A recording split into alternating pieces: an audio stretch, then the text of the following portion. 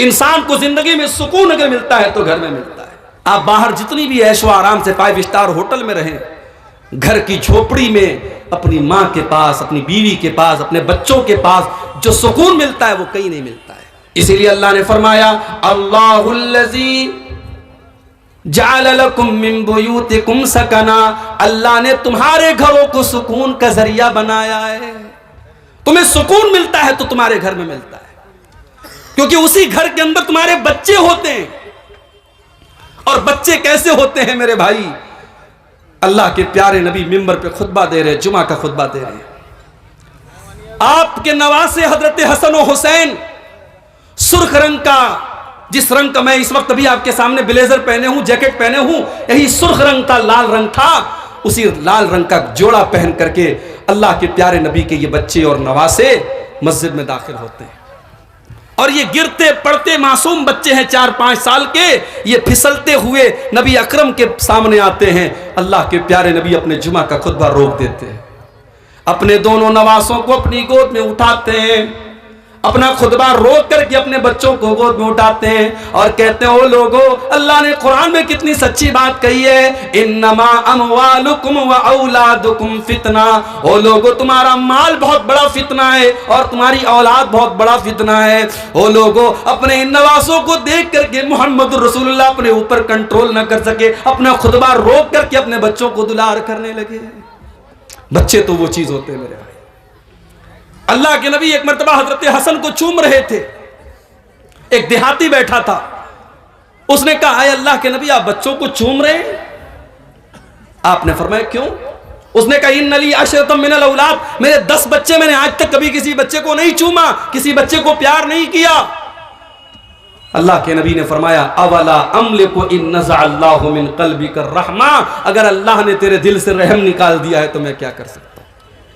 बच्चों से प्यार करना, बच्चों को चूमना, बच्चों को गोद लेना, बच्चों को खिलाना, ये मेरे नबी की सीरत है मेरे भाई।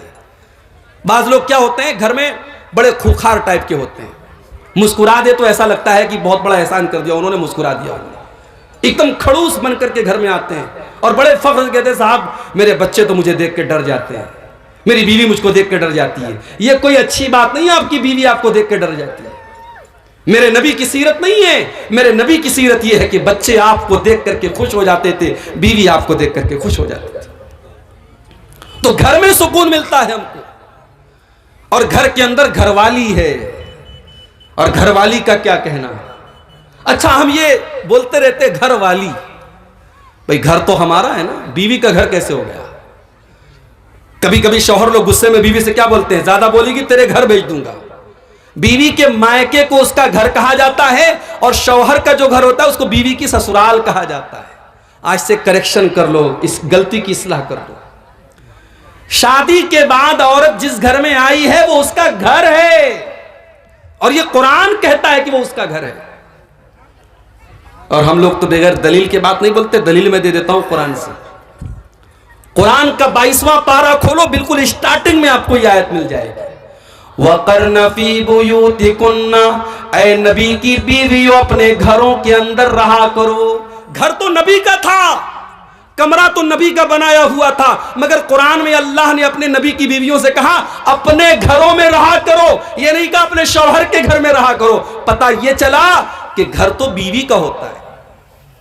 औरतें खुश हो जाएं, घर तो तुम्हारा है, ये शौहर बेचारा किराएदार है।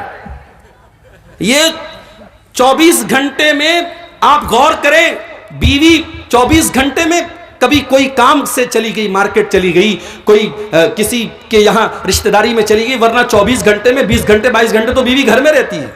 शौहर कितने घंटे रहता है भाई?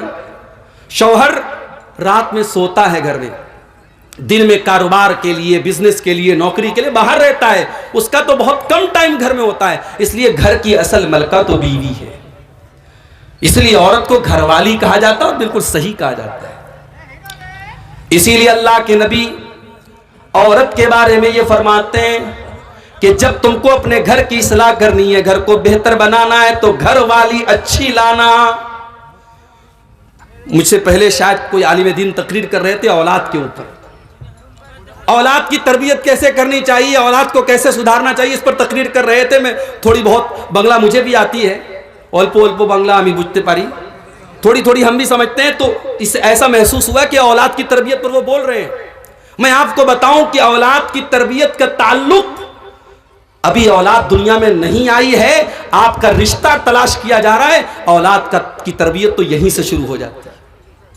जब आपकी मां आपके लिए रिश्ता तलाश करने जाए तो बोल दो अपनी मां से कि मां गरीब घर की बच्ची ले आना, थोड़ी शक्ल सूरत 19 हो ले आना, बहुत ऊंचा खानदान ना हो ले आना, मगर मां दीनदार बीवी मेरे लिए लाना, नेक बीवी मेरे लिए लाना, क्योंकि मेरे बच्चों की मां नेक होनी चाहिए।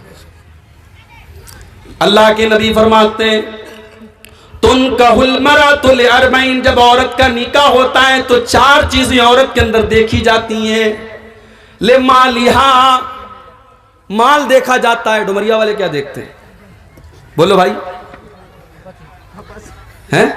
अपाची देखते हैं? हाँ, अब ये सब भी चल रहा है भाई। अब तो शादी होती है, लड़कों से पूछा जाता है क्या मिला तुमको, 4 व्हीलर मिला कि 2 व्हीलर, जितना यानी लड़का जितना अच्छे पोस्ट पर है, अगर सरकारी नौकरी है तब तो क्या पूछना है माशाल्लाह, तो रिश्ते तो चल के उसके घर आते हैं।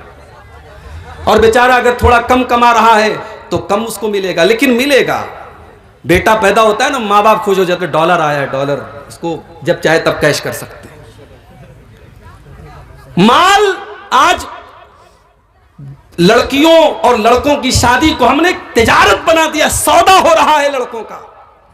और उलमा, मैं उन लोगों की बात कर रहा हूं जो आलिम हैं, उनकी भी शादी होती, वो भी जहेज ले रहे हैं, उनके बाप भी उनका सौदा कर रहे हैं। मेरे भाइयों, शर्मानी चाहिए हमें। नबी के दौर में कभी किसी दुल्हे से यह नहीं पूछा गया तुझे जहेज में क्या मिला। अल्लाह के नबी के दौर में एक साहबी हैं, उनका नाम अब्दुर्रहमान बिन औफ है।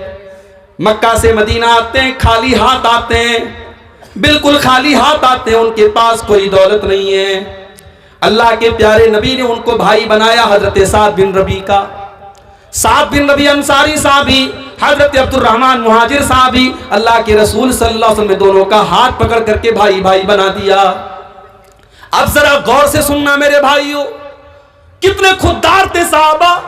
हमें तो अगर फ्री में कोई माल मिले हम तो लूटने के लिए तैयार हो जाते हैं। साहबा कितने खुददार थे, जरा अंदाजा लगाओ मेरे भाइयों। हजरत साद बिन रबी अंसारी कहते अब्दुर्रहमान, मेरे नबी ने तुझको मेरा भाई बना दिया है। अरे अब्दुर्रहमान, ये मेरा घर है, ये मेरी प्रॉपर्टी है, ये मेरे खजूरों के बागात हैं। अरे अब्दुर्रहमान, आ जाओ, मैं बंटवारा कर लेता हूँ, आधा घर तेरा, आधा घर मेरा, आधा खेत तेरा, आधा खेत मेरा, आधा बाग तेरा, आधा बाग मेरा। अरे अब्दुर्रहमान, अभी तू नया नया मदीने में आया है, अभी तेरी शादी होना मुश्किल है, अभी तुझे रिश्ता मिलना मुश्किल है। अरे अब्दुर्रहमान, मेरी 4 बीवियां हैं। अब ये शौहरों के कान खड़े हो गए, मौलवी साहब 4 बीवियां हैं, हमारे पास तो एक है, बड़ी मुश्किल से एक है। कई नौजवान तो अपने दिल का दुखड़ा बयान कर रहे थे, मौलवी साहब हम दूसरी करना चाहते हैं मगर बड़ा डरते हैं, बीवी पता नहीं क्या करेगी, ससुराल वाले क्या करेंगे। दूसरी शादी को गुनाह बना दिया गया। शादीशुदा मर्दों के कितने नाजायज ताल्लुकात है, जरा समाज पे नजर उठा के देखो। कितनी औरतों के नाजायज ताल्लुकात है, जरा नजर उठा के देखो। ये समाज हमने कहां पहुंचा दिया मेरे भाई। जो चीज जायज है उसको हमने गुनाह बना दिया और जो नाजायज उसको फैशन बना दिया। अगर कोई मर्द इस लायक है कि उसके पास ताकत है, उसके पास दौलत है, वो 2 बीवियों को रख सकता है, उनके दरमियान इंसाफ कर सकता है, तुम कौन होते हो रोकने वाले? आपने उसको जुर्म बना दिया, गुनाह बना दिया। मुझे तो सहाबे किराम की फहरिस्त में कोई सहाबी ऐसे नजर नहीं आते जिनकी सिर्फ एक बीवी हो। सहाबा के यहाँ आम था 2, 3, 4 निकाह वो किया करते थे। हमारे यहाँ गुनाह बना दिया गया मेरे भाई। और बीवियां, औरतें माशाअल्लाह, उनको तो इतना निगेटिव उनके दिमाग में डाल दिया गया, अरे तेरी सौतन आ जाएगी तो तेरा सब कुछ बढ़ जाएगा, तेरा घर बढ़ जाएगा, फिर शौहर तुझसे मोहब्बत नहीं करेगा। यहां तक बीवियां कह देती हैं कि अगर आप मुझसे सच्ची मोहब्बत करते हैं आप कभी दूसरी शादी का नाम मत लीजिएगा। और जब उनसे यह कहा जाता है कि अल्लाह के रसूल सल्लल्लाहु अलैहि वसल्लम ने 1 से ज्यादा निकाह किया है, क्या अल्लाह के नबी हजरत आयशा से मोहब्बत नहीं करते थे, क्या अल्लाह के नबी अपनी बीवियों से मोहब्बत नहीं करते थे, तो कहती है वो नबी की बात थी, उनकी बात मत कीजिए। हजरत अब्दुर्रहमान बिन औफ को ऑफर करते हैं हजरत साद बिन रबी, आए अब्दुर्रहमान, मेरी 4 बीवियां हैं, तुम किसी एक को पसंद कर लो, मैं तलाक दे देता हूँ, इद्दत गुजर जाने के बाद आप उससे निकाह कर लेना, आपका घर भी बस जाएगा, आपको प्रॉपर्टी भी दे रहा हूँ, आपको खजूरों का बाग भी दे रहा हूँ।